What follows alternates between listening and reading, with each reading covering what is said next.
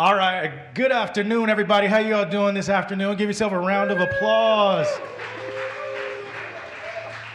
So I am so grateful to be here, so happy to see you all here, and shout out to Filmscape and Stan at Sin City. We're so happy to be here today. Representing XLFest, my name is Troy Pryor, founder of Creator Cypher and XL Film Fest.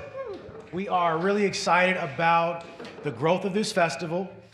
Being able to be in community with so many amazing and talented individuals in Chicago, and what we really emphasize is that you are enough. There are so many great individuals here that we want to continue to create platforms for what already exists without needing to reinvent the wheel. So that's what our festival is about. And today we're going to talk to some of the amazing filmmakers that AMC Networks worked with this past year and license their content. So without further ado, again, thank you all so much. By the way, XLFest is coming up August 14th through the 23rd. And when you go on today, pre-sale tickets are available. Type in the code FILMSCAPE for your discount, but tickets are available. Without further ado, I'm gonna bring up the amazing, the lovely, the talented Cortland Kelly coming up, yeah. Thank you, Troy.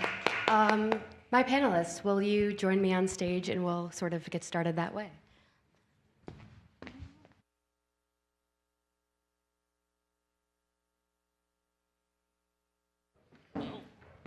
All right, hi everyone. How's everyone doing? We're hot. We're glowing. Yes. We feel good. Happy summer. It's obviously Chicago's favorite season. To introduce myself first, I'm Cortland Kelly. I'm a film critic. I'm dabbling in programming, and I deeply care about Chicago's cinematic community. I have been here in the city for a number of years. Went to school, went to grad school, did the whole thing. I have a publication called The Art Idiot, where I write, and I also write for RogerEbert.com. I would like to begin by having you all introduce yourselves, names, pronouns, a little bit about the many hats that you wear, and also your favorite movie. I'll start. I'm Mackenzie Chin. My pronouns are she, her. And I'm a multidisciplinary artist, but I'm here because one of those disciplines is filmmaking.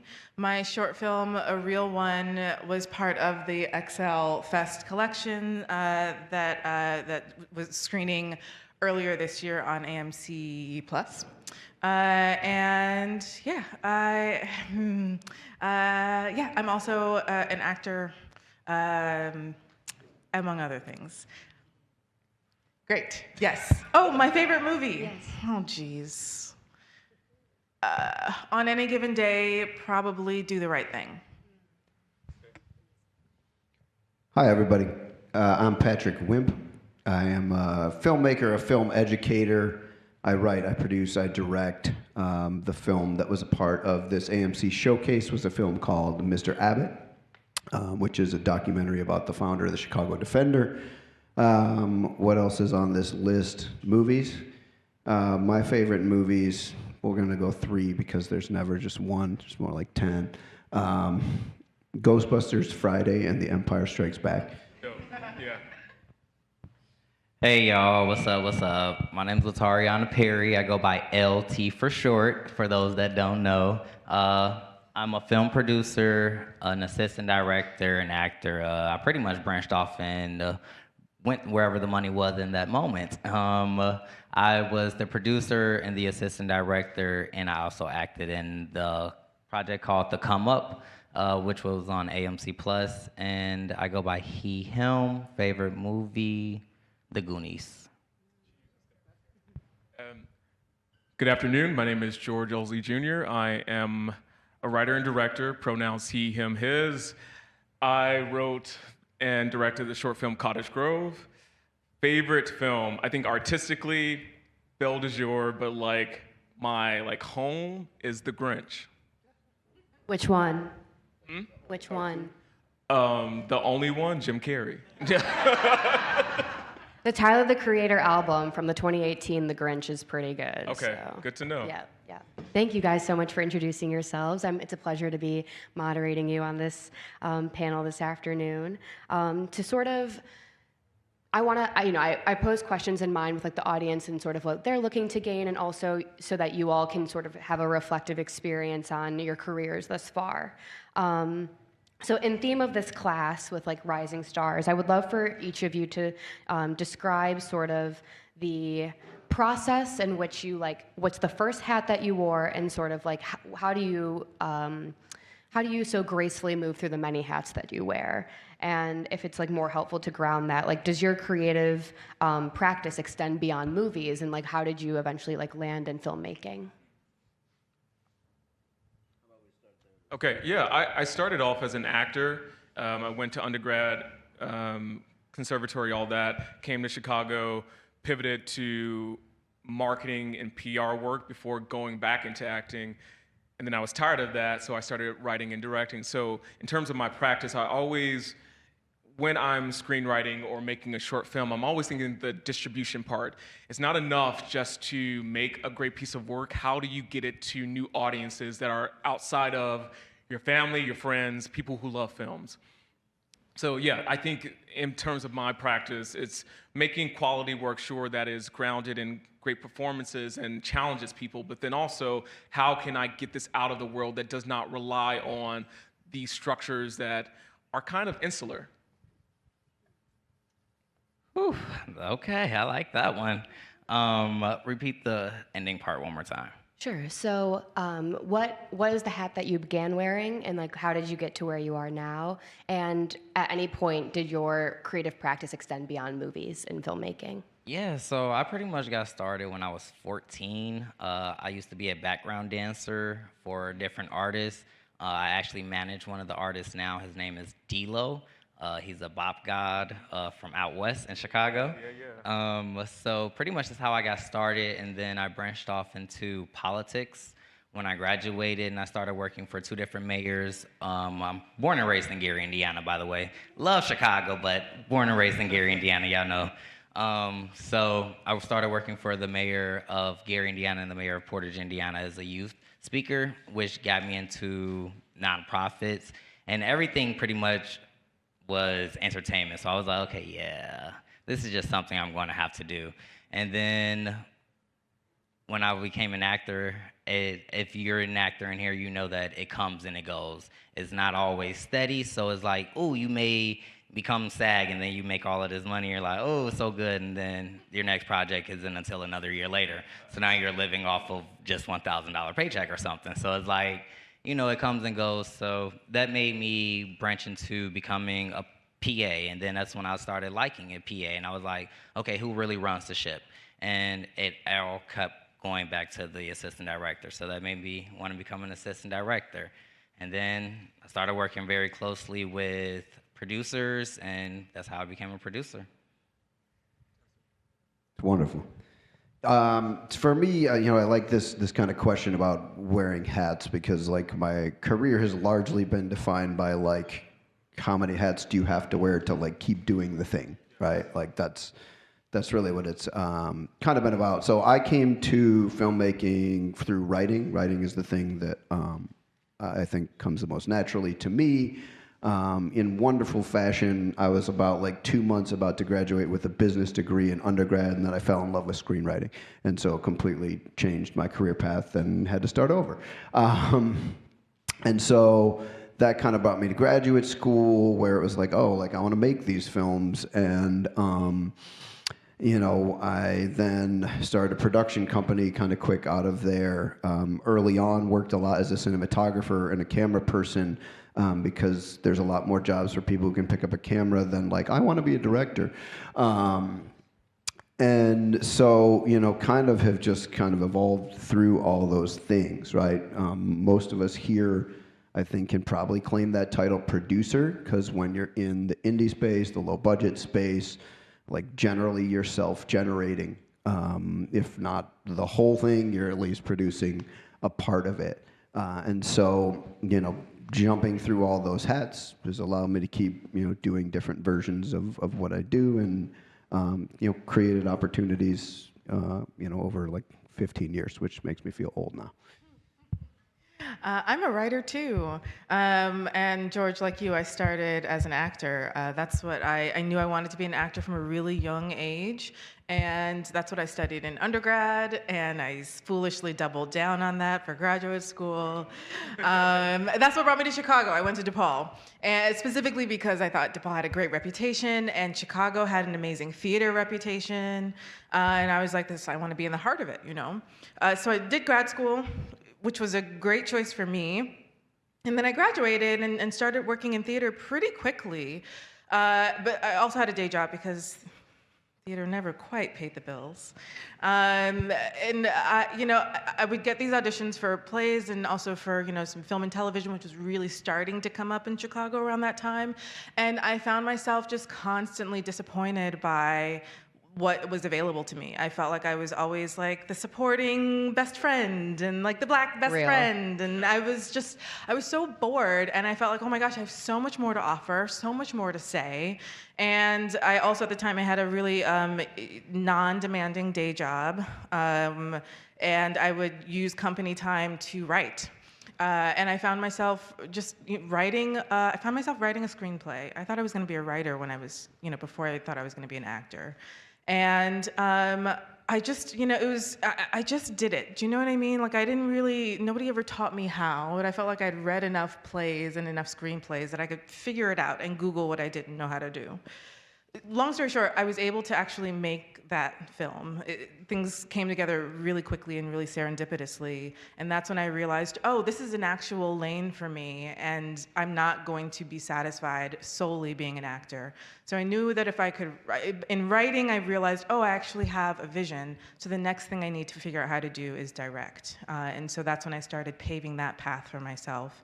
And I also, I don't talk about this a whole lot, but what I'm realizing is really important to my journey was that I also started writing poetry because that felt like something that was just for me, and I was never trying to make money off of it. I was never trying to sell it, but it was the thing that I was able to connect to a broader artist community in Chicago.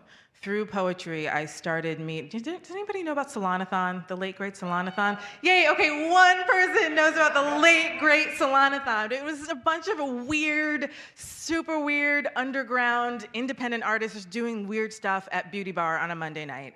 And so I got to meet like performance artists and musicians and dancers and public speakers and politicians, and all of those people have like deeply informed my sensibility as an artist. I don't have a whole lot of hard technical skills, right? Like, I could probably point a camera at something and make it look good in like a verite kind of way, but like I really rely on collaborators to do my work. And so being in community with a lot of other kinds of artists is a part of kind of like my multidisciplinary nature, and I think really enriches my work as a filmmaker.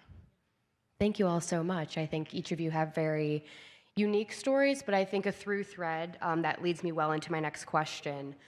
There's a quote that I don't really know who it's from, but it's the harder you work, the luckier you get. And I think a lot of like what I hear you to be saying is you all have like worn many hats, you've had the multiple jobs, but you've also worked very hard, and you've gone for opportunities that helped you lead to a certain place, but also, like the timing and the luck sort of have a play.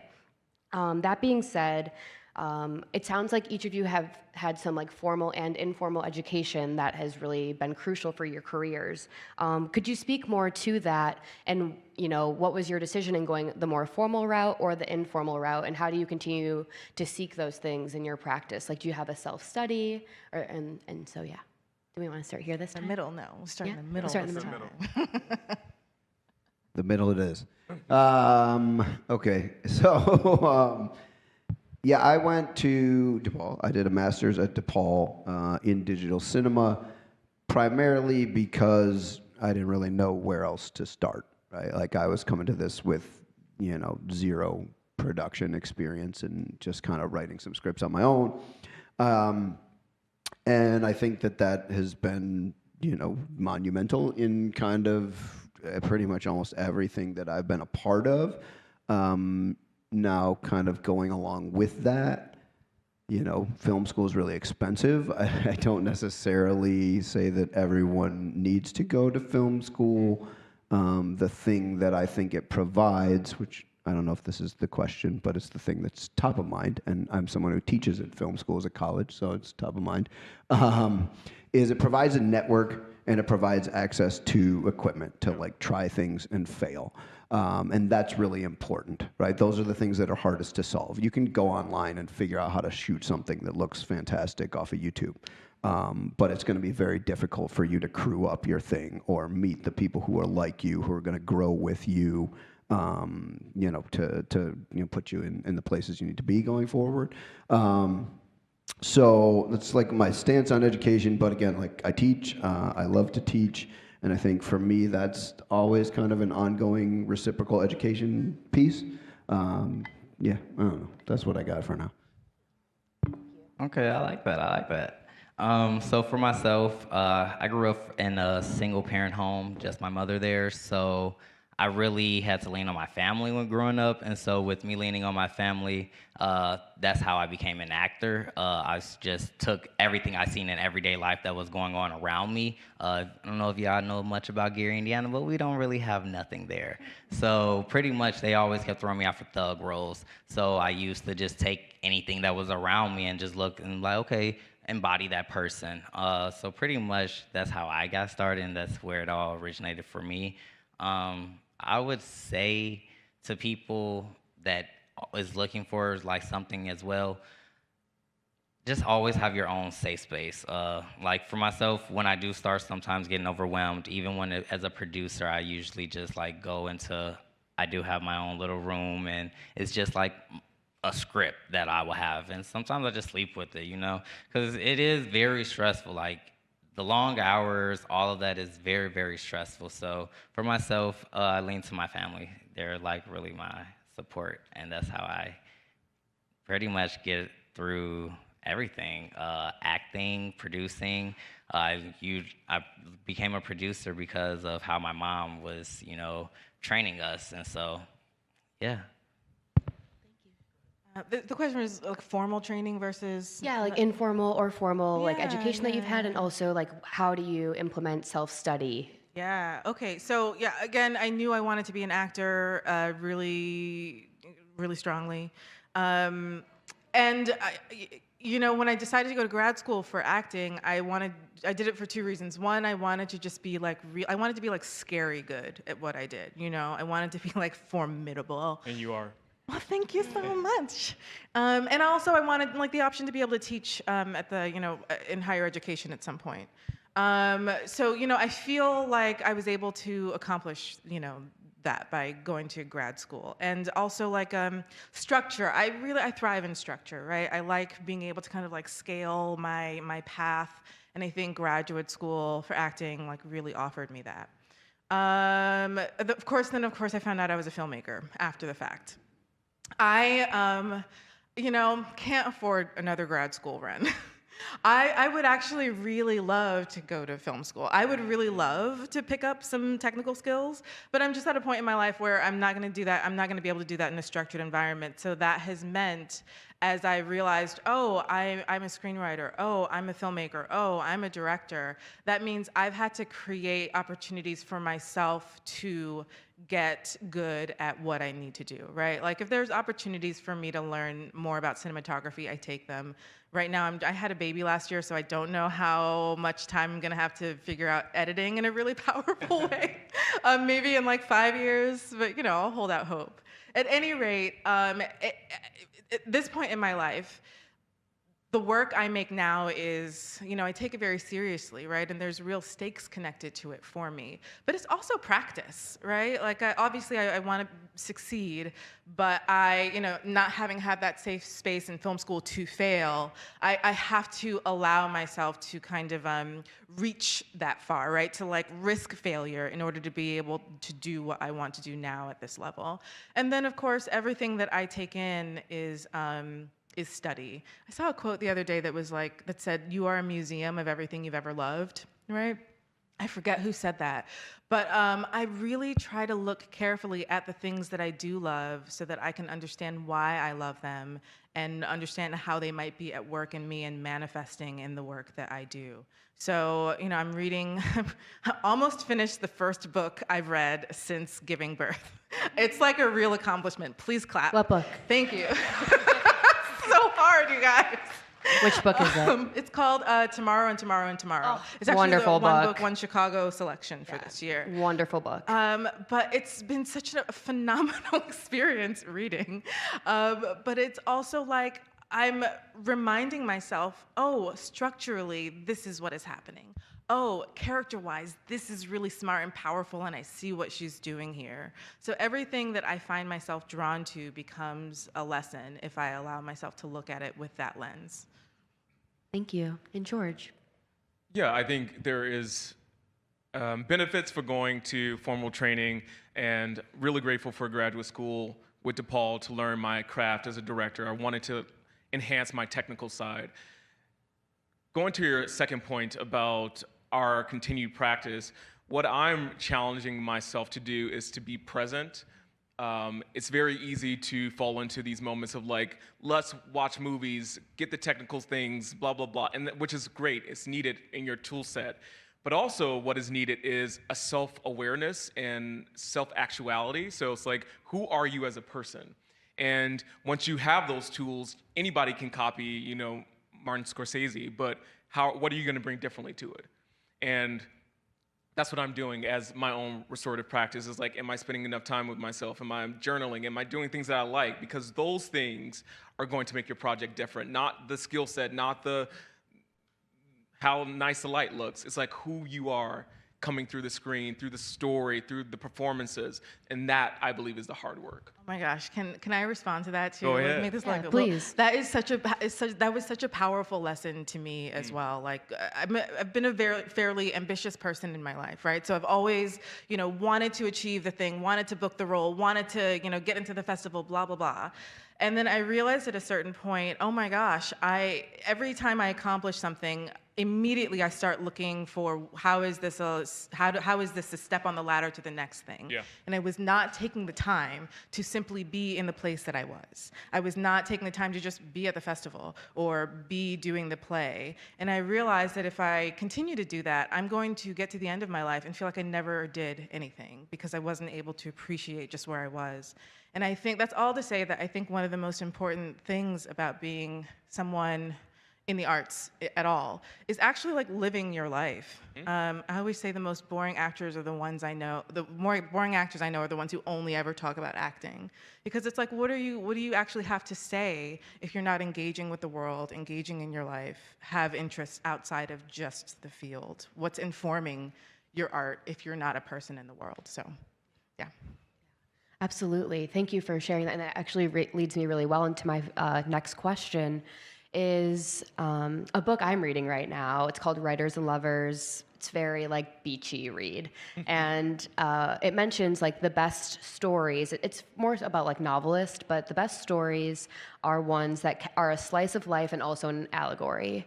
And so what I understand you to be saying is how it's important for you to live your life and do everything, but as creatives, we tend to, because you're in that freelance mode, you have to we gotta pay our bills, you gotta do these things. You're always sort of like searching and like trying to like generate that next thing. You're your own catalyst. So what has it been like for you all to learn how to set boundaries for yourself? And like how are you mindful of that? Is that still something you're trying to learn? I would love to hear how that's been for you. I'll start with this one. It's very, very difficult, I would say, especially with being an assistant director, you run the ship. So, your director may want one thing and your producer may want another thing. And so it's pretty difficult, but at the same time, it's very important. So for myself, the way that I am going about it and setting my boundaries is really depending on my team. Just knowing the people that I hired and putting my trust into them, knowing that they're hired for a reason. They're capable of doing it, so that's the way I'm trying to set it. As soon as I want to speak on certain things, I'm like, okay, hold on, wait, set that boundary, stop, and I think, and then, because in film, everything is super, super fast. Everyone feels like you don't have a time to just take a moment and think. But if you take that 5 seconds, it'll save you 30 more seconds down the line. So the way I'm setting my boundary is when I'm about to speak, I stop, I hold my lip, and I just count to 3 seconds. That's really smart and good advice. I'm going to pause this really quick to make a quick announcement. Hey folks, if anybody has an Audi parked in the loading dock, I need it to move really right now. Anyone's vehicle, I have a license plate number. I don't see any looks of recognition, which is delightful. I don't want to interrupt this class, so I'm going to go ask other classes. Thank you all. Thank you. Good job, everybody. All right. Does anyone want to take a stab at that next? Boundaries. I'm still learning them. To be honest, like I think, I'm still learning them. That's all I have to say. Because I follow the impulse when I have a story, like, oh, I need to write it now. But sometimes it's like you need to give yourself time to let the story cook a little bit. And I think in this capitalist system and this culture of grind, it's like you need to be putting out things now, output, output, output. And what I found is that my voice gets weaker and weaker if I follow that model. So now, when I feel the urge to, like, I need to put out something, I'm like, actually just take 2 days off and see if that story still resonates with you, or you need to put it out, because that method has moved my career forward as opposed to like network grind, all that stuff. When I'm actually being present again, when I'm actually being intentional with connecting with people, when I'm telling the stories that matter to me the most, then it moves forward. George, you hit a thing that I think is really important. There's kind of two things that work for me. The first that you just said is like becoming like choosy with what you do, right? Mm-hmm. Like you only have so much time. And, you know, if you're looking at it as movies, I call everything a movie if it's a TV show. It's like you're only going to make so many things, right, over the course of your career, your life, whatever. And so, you know, as things come your way, right, it's really worth looking at it and being like, is this worth my time? Like, does this really matter to me? And that can be different things. It could be like it makes me a bunch of money, so it matters. Or it, you know, is something I care deeply about, right? There's different answers to that question that I think really help. The other piece, like Mackenzie, you answered, or you mentioned having a baby, right? Like when I started to have kids, that kind of forced, well, I personally didn't have the kids, but that started to kind of force me to keep a more normal schedule, because I just literally couldn't do what George is talking about. And so like now it's like I don't do stuff on the weekend unless I really have to, right? Again, is it something that's important? Is it a bunch of money? Is it a deadline? Whatever. But like I keep a lot more of a, not necessarily like 9 to 5, but like normal business hours life. And that's created balance for me quite a bit. Yeah, I have a couple of mantras. One is that rest is productive. Like rest is incredibly productive. Rest is absolutely necessary for the creative process. I read a book a couple of years ago before I had a baby called Bird by Bird. Has anybody read that book? Highly recommend if you haven't read it. But it talks about how the process of writing specifically, but I think this is the case for other creative endeavors as well, is a highly subconscious process. That when you're sitting down at your laptop or your computer and doing this, like that's simply transcribing. Everything that you've actually written it's somewhere inside of you. It's in what you're living, it's in what your brain is doing when you're sleeping. And so you need time for those things to cook, like George said, in order for there to be something for you to transcribe. So I really remind myself that even when I'm not actively doing, I'm still like generating. I'm still, if I'm being present, I'm still engaged in a creative act, and that's absolutely critical if I want to do anything that has meaning or quality. Also, now having a baby who is, has demands around the clock, I just have to be disciplined about how I show up to my practice. And honestly, that same level of discipline, when I've been able to manage it pre-baby, has also served me. I think it's, all well and good for moments where the muse descends and you're like, oh my gosh, it's all coming to me perfectly, I feel like Mozart out here. But you can't depend on that, right? have always found it really useful to like show up, whether I'm feeling it or not. As long as I continue to show up in the ways that I have defined are useful for myself, whether that's waking up at 8 a.m. and getting 2 hours in before I have to go do something else, or now trying to make my brain function after the baby goes to bed. Showing up consistently serves me, but it also creates a boundary so that I can also like attend to the other responsibilities that I have outside of that. And then also, just like George said, right, there's always all this pressure, right? Especially with social media, you're like, oh, this person's doing that. Oh my God, this person got that. This person's doing that. It can feel like, the big jealousy monster can crop up, and there can be all of this pressure. But I have to remind myself, it's more than just like, oh, I have to run my race, is that nothing in nature blooms all year, right? We're part of the natural world, and the natural world goes dormant. It takes time to rest. It takes time to regenerate. And then when it's time, it shows up. Thank you for that visual. I think that's very beautiful for how to consider. And then George, what you mentioned too of even as like a writer, I think my craft and like with criticism is also something where it's like I have this great idea, and then even though I like my cookies like underbaked, like it doesn't mean that everyone else does.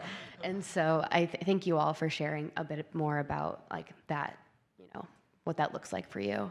I want to ask not the uncomfortable question, but something that I know I don't always like to lead with, because I think that as creators of color, particularly like of like the Black diaspora, we get put in that box of we are this thing, and like you get tokenized and everything. And so I would love to know how you've sort of dealt with that, and like can you I want you to be like really honest and like honest, like not in a call out way, but just, do you feel that you are now in a space where you can be like unapologetic and not having to like over explain, your ideas or your perspective, or like maybe why you shouldn't do something?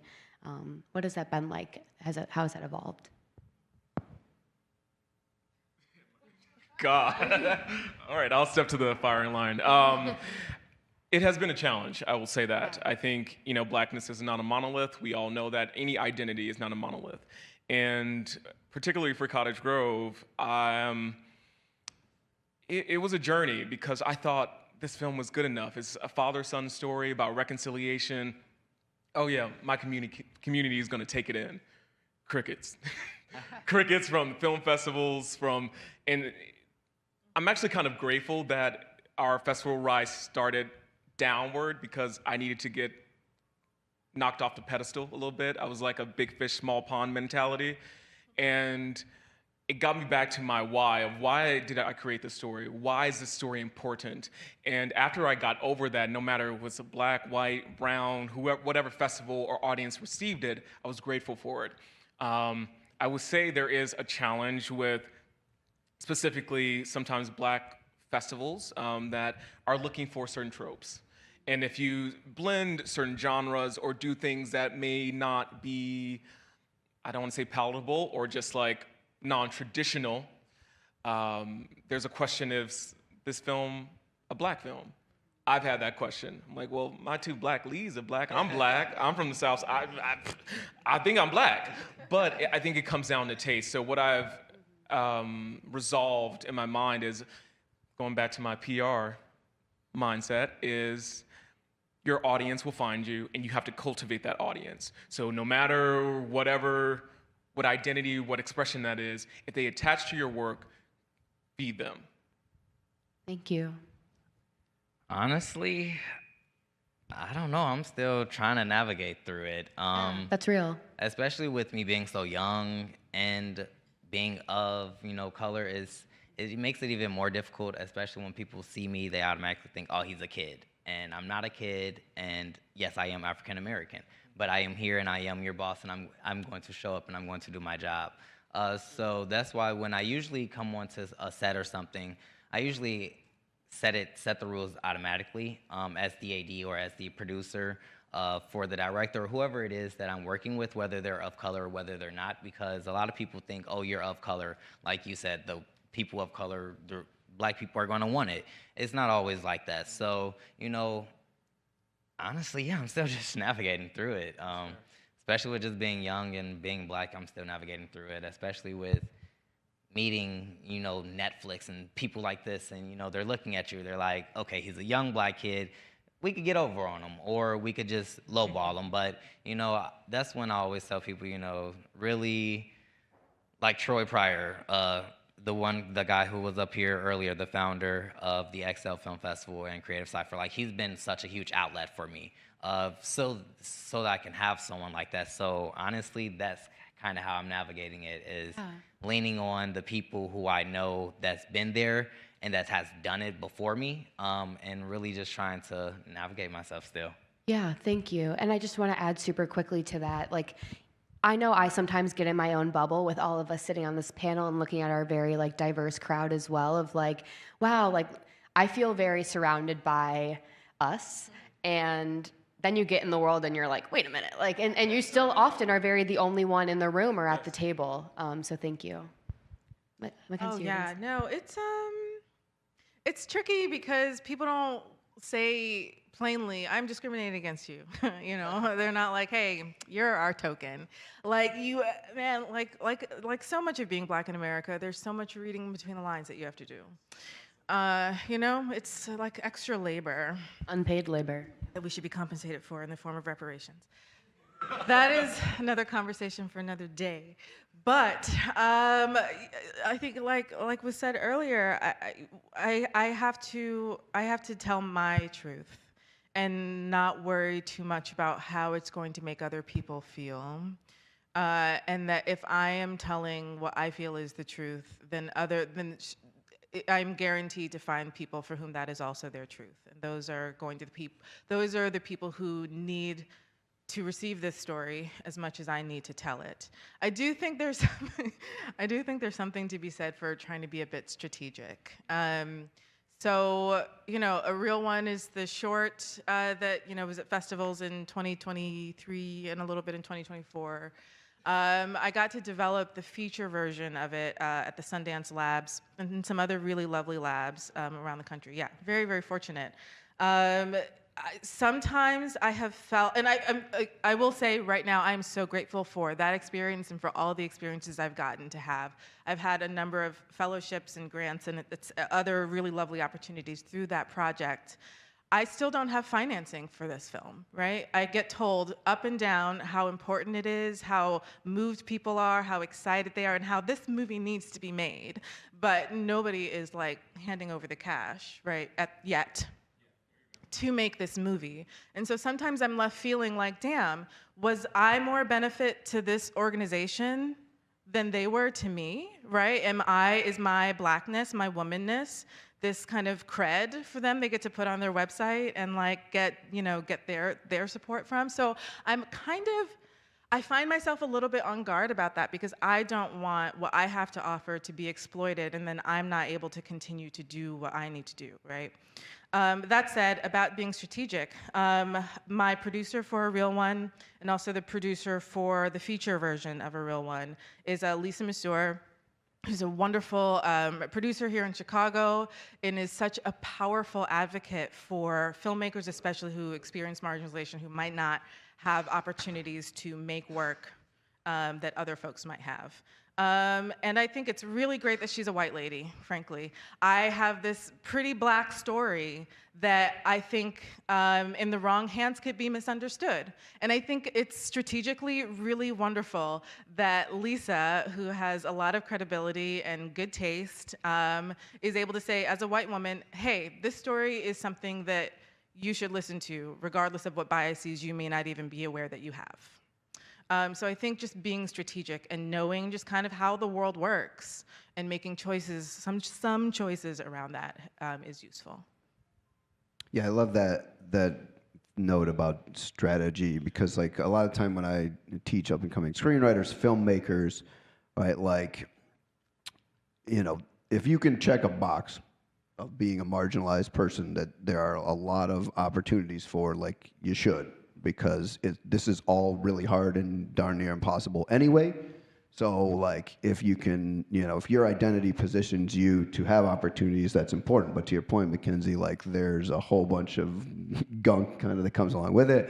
For me personally, there's kind of a couple of things that come to mind. So like first as like a mixed race person, a black dad and a white mom, there was an early part of my career where it was like, how much, like license do I have to tell a certain type of black stories? But those were the stories that were kind of like part of my identity. And as I kind of got over my own, BS, which you never really get over, but like as I was kind of more comfortable leaning into, that identity and that storytelling, not only did I find the work more fulfilling, but like audiences did as well. And so that was really important. But like to kind of the bigger, being put in a box, like there's a, small story I'll tell is so, now like 5 years ago, I sold a TV show to HBO Max. It's called Brothers in the Suburbs, or Brothers from the Suburbs, about black kids growing up in the suburbs. And so when I was pitching that show around, you go and you meet like all the networks and stuff. And I remember we pitched to Hulu, and they're like, this is really cool, great pitch, really great stuff, but it's too much like this show we have on TV, which the show was woke. I don't know if anyone's ever seen woke, but my show was not like woke, right? It was not like woke in any type of way, but like that was like, and we were kind of in the middle of the, first Trump era black renaissance of creativity. And I'm like, oh, like it's still like this, right? Like there's still only room for like one at the table. And so that was just an interesting eye-opener to me. But, it was also, I think, the through line of everyone here, probably there's a version of, like, you just keep knocking at the door, right? And hopefully something opens at some point. Thank you all so much for your vulnerability and sharing those different experiences and sort of how you navigate those things. I have one last question, and then I will turn it to our audience in case anyone has questions to ask. And what I want to hopefully leave everyone with is, what is one of the mysteries of the movie industry that you would love to like peel the curtain back on? When you first started, for those in the audience who may be curious or sort of navigating that same thing.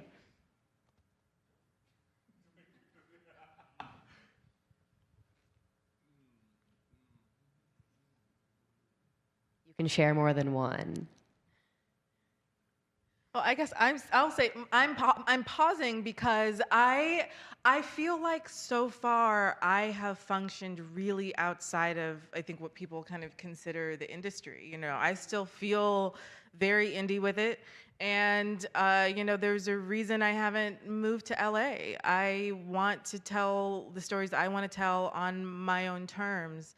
And I question whether or not I'd be able to do that as powerfully, as freely, and as affordably if I was in LA. So I actually don't know how to answer that question, because I think, up until this point, kind of avoided being kind of in the heart of things, and I always talk about becoming a filmmaker kind of through a side door, right? I thought I was just going to be an actor, and then I used what I learned as an actor to become a filmmaker. And I think if I ever really enter the industry, as it were, right, the studio system, et cetera, it'll also be through a side door. It'll be through, my own projects, my own ideas, and what I'm interested in generating. Thank you. I would love to kind of piggyback off that, because I think you hit something that's really important, and that's like, whatever you're trying to do, right? Kind of understanding that like success is subjective, right? It's about like what's there for you. For some people, it's like, if I don't direct a Star Wars movie, I will never live, right? And for some people, it's like, I have these stories that I just want to tell, and so I think, obviously as you kind of grow up, the media you consume is from mass media, right? It's from big corporations and so on, and you start to discover other things. And I think, at least for me, in the back of my head, when I was like starting out in this, it was like there's a tier system, right? Of like, you know, to your point, Mackenzie, it's like I haven't made it if I'm not in LA doing dot dot dot dot. But like as I've kind of, you know, done it for a while, it's like, well, you know, for me, there's a lot more value in like actually getting to make a thing than, you know, chasing something that might never happen. Again, for somebody else, that's they might not have that opinion, but I think kind of, you know, bringing it back to the like you of it all or the any of us, it's really like about valuing yourself and evaluating like what is important to you, what is a good life for you, whether that's creatively or personally, and then positioning yourself to make that happen as opposed to like some, you know, kind of oddly imposed standard that, you know, it may not be the right thing for you to do. Yeah, I pretty much agree with them, honestly, in a way. It's like, yeah, I just agree with them, honestly. I really don't have much to add. He topped it off, so it's like, yeah. Okay. Thank you. I think a mystery that I am trying to figure out and walk through is just this is a numbers game. Like the industry is all about numbers and stats, and we say film business, but we don't lean into the business enough. And I am not a person that's strong with numbers and statistics and those things, but if you're trying to do the traditional way of making a project, you have to be very comfortable with negotiating those things. So what does it mean for, you know, your return of investment on a project? You may love it, but am I going to make money off of it? And I think that's the hard fact of like commerce and art in the traditional standard. Now, if you're independent, I think that conversation is more is clearer, but I think that is also still something that you have to wrestle with. I wrestle with is how can I get the numbers to support either making this project or sustaining this project to make another?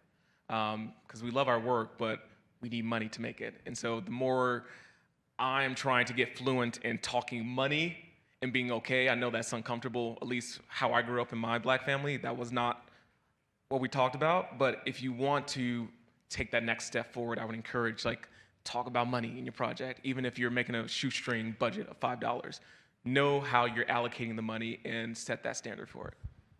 Can I add one Can- thing? Please. Yeah.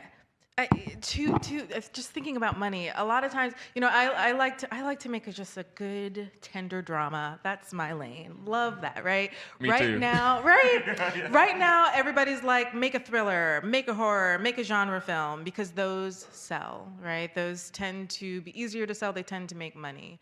And I think a mystery that I'm trying to unravel is the balance between doing something that you think is just there's demand for versus doing something that you just feel strongly about and that you know you can do well and serve up in a really beautiful and still commercially viable way. And the kind of truth that I'm just kind of trying to unfurl for myself right now is that I can do what I want. I can do what I want. I always do what I want. But also, like, I can trust that if I do it well, that it can be profitable. I don't know, right? It's a mystery because it's a question that I'm trying to unravel. I'm thinking a lot about Sinners and how Sinners was like genre, right? Like I see your genre, I don't care about it, and I'm gonna make this movie that does all of these crazy things, and it's not gonna be a franchise film. It's gonna be totally original IP. It's gonna be about Black people. It's gonna be about Black things and also vampires, y'all. So I'm trying to kind of like live in the I do what I want space. And I think that's, You know? I mean, to segue it back to like future, you know, XLFest, is like we all, for our projects on paper, it's like, why would I give money to this? But because we were so strong in our views, then Troy, shout out to Troy, XL Festival, it was easily for like AMC Plus, like, okay, this is worth it. So I think there's something about staying true to your work and then using that doorway to like, okay, then I got the facts to back it up on why my short did well or why this is marketable for something else. I think what I really hear all you be saying and what I think to be true in my own creative like career so far is people do pay for passion. And that is something that I I just want to like blanket that there. And the other thing is, it is crazy to me how all industries are ultimately like Moneyball. Yeah. So, do we have any questions from our audience? I can bop around and give you the microphone. If not, it's okay. I'd like to just say something. Please. To add in back on the last subject. Please. If you're strictly a creative in here and like you only want to act or you only want to direct or you only want to be on the creative portion, it's always good to have someone in your corner that is a producer or someone that is the business, because creativity is going to get you somewhere, but the business portion, you're never going to get anywhere without that portion. So that is something that is very, very key to have. A producer that is really big told me once before that I always went into my projects 50-50. 50% creativity, 50% business. And pre-production is the portion where you're supposed to be, as they say, 80% business, 20% creativity, and then your creativity really emerges once you're on set. And as a creative myself, before I got into business, I couldn't necessarily do that, so I had to have someone that was in my corner that was there, that was like, okay, yeah, I love this, but instead of the car blowing up and we're gonna see the car blowing up, we're just gonna get it in a different angle. And so you always want that business person there just to make sure that it is possible, because we all have our dreams, and so we want them to be possible. Thank you for adding that. Yeah. Oh, thank you for bringing the microphone. I can just, here we go. I guess this question could be for anyone, but kind of like appending that conversation about rules. When have you broken a rule that you're supposed to follow? And then maybe like, how did you know it was going to work out? So for me, for example, or to give context, people are like, when you shoot a short film, only like 2 locations, only like 3 actors. When I shot my short film, we did like 6 locations. It worked out. I wouldn't like recommend people do it, but like, what's a moment where like y'all broke a rule that maybe you didn't know you should have? But yeah, I see George kind of stirring, so maybe go. Yeah, I mean, with Cottage Grove, it leans really into like French New Wave filmmaking, and what I was taught, you need coverage. And I had a lively conversation with my thesis chair, and I had to defend every choice that I made. And it was helpful because film is relative, but in this market, American cinema is just like, you want every angle, you want all those people. But for me, that was not the intention of this story. I was like, we're locking in on every single shot, and I was able to articulate why I broke that rule. So that was an example. It worked out. We got on AMC Plus, plug. But I think just in general, like if you're gonna break a rule, back it up. Know why you're doing it, as opposed to just like, I'm just doing it just to be, I'm artsy, I'm cool. It's like, everybody's artsy and cool, but the knowledge behind it will separate you from everyone else. I kind of agree with that. I do. I'm kind of taking it back to what Mackenzie said on I don't want to be that norm, the norm of what everyone has in the industry. Of course, you still certain things like SAG, you gotta follow DGA, certain things you have to follow. But if it's not in there, certain things we're taught, and we don't always have to do that. So I'm in kind of that field of, I want to show the new generation, I want to show like us that we can still do it, and we could go about it different ways, pretty much. That's where I'm at. I got a time it didn't work out. Please, yeah. So like there's kind of a rule with shorts, right? Like the shorter the better, and like really 25 minutes is kind of the cutoff for like what is a worthwhile short to make. And for my MFA thesis, I made a 40-minute short film because that's what I wanted to do. And so it was not yet a feature, and it wasn't kind of short enough to program, and it like played around a couple places, but I quickly realized like, there's a box that I probably should have put it in for a reason. But you move on. I think a big rule that I broke more out of ignorance than anything else. So my first film, it's called Olympia, was a feature. And it was a feature, and I say that because I feel like most filmmakers I know start with a short. right? They start because they're easier to do, they're more accessible, more affordable, etc. But I was coming from a theater background, and there are short plays, but it's not really a thing, you know? There's some short play festivals, but they're just not as big a thing in theater.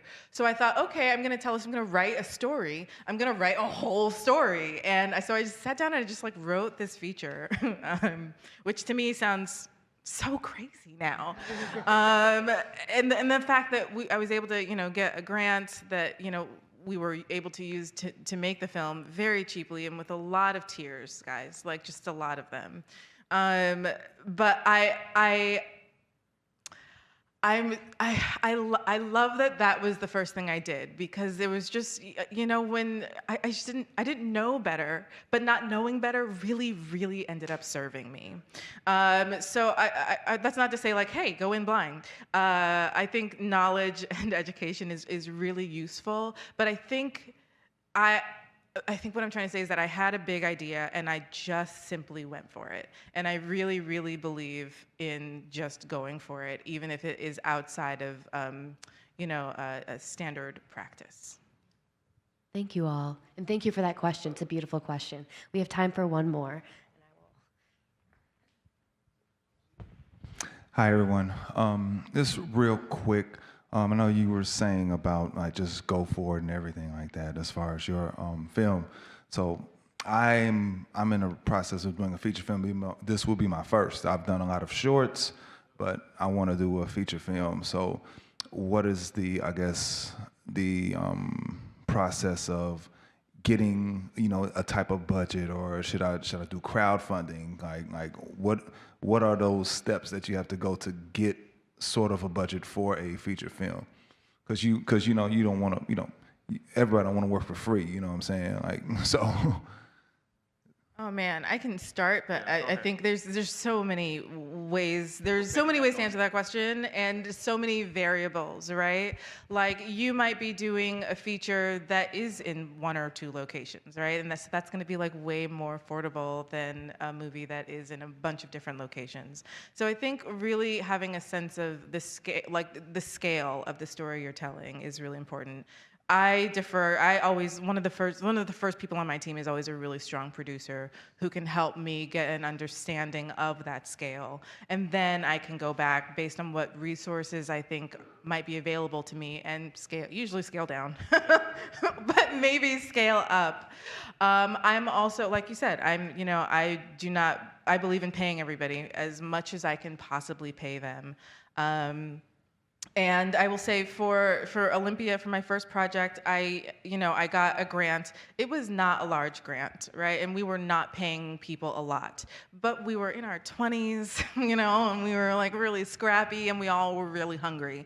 And so the nature of our lives and what we were trying to accomplish served the scrappiness of that particular endeavor. We did do some crowdfunding on top of that because we wanted to, there was a few more things in the budget that we wanted to be able to cover.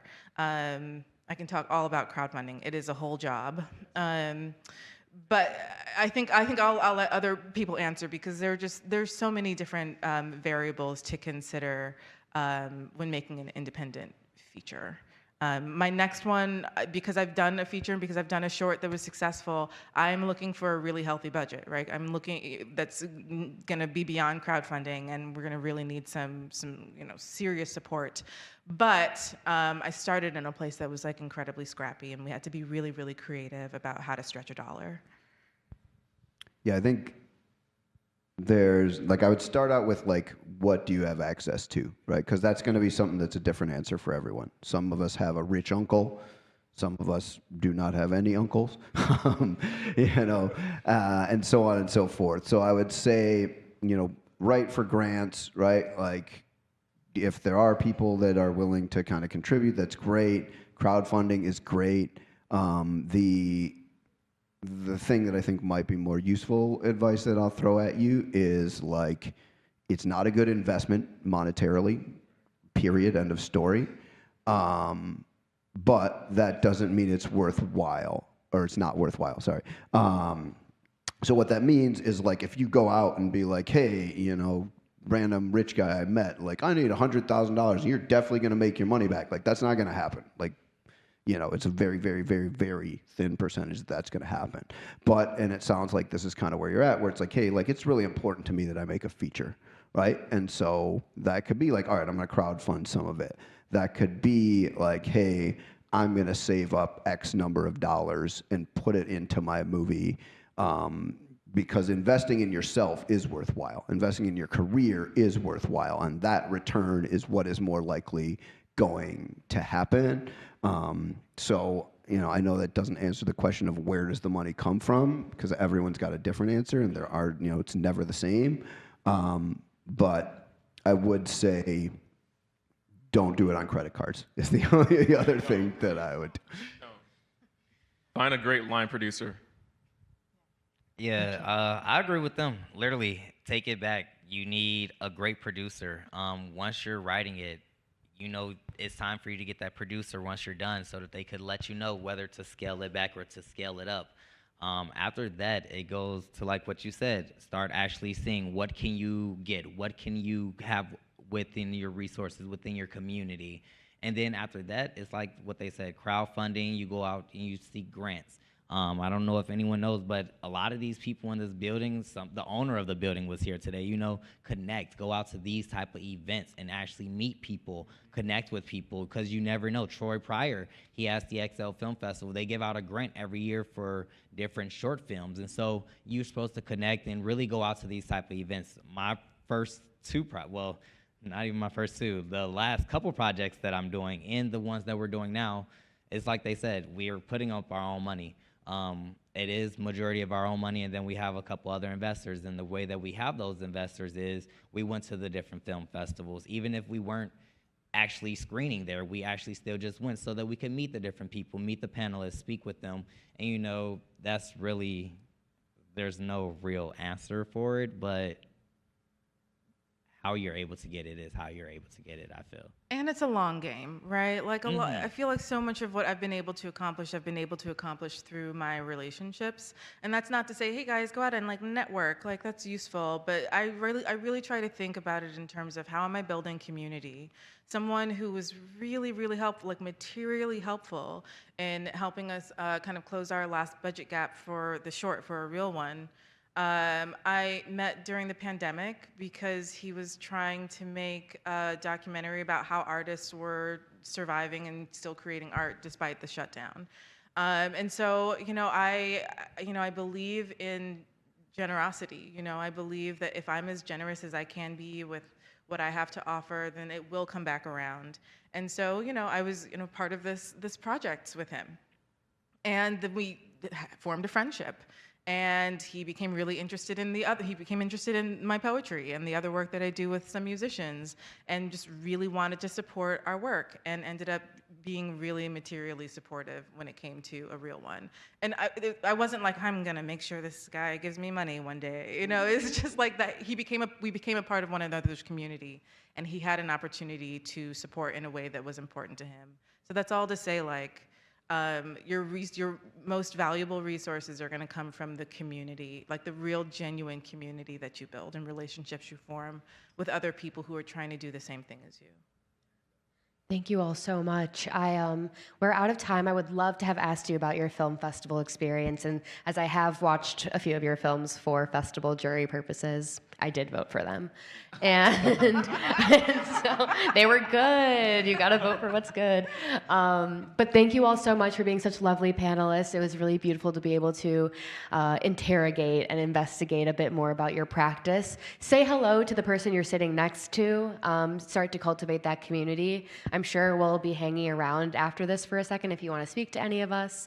And thank you all so much again for your time. Thank you for being here. Yeah, thank you. Thank you.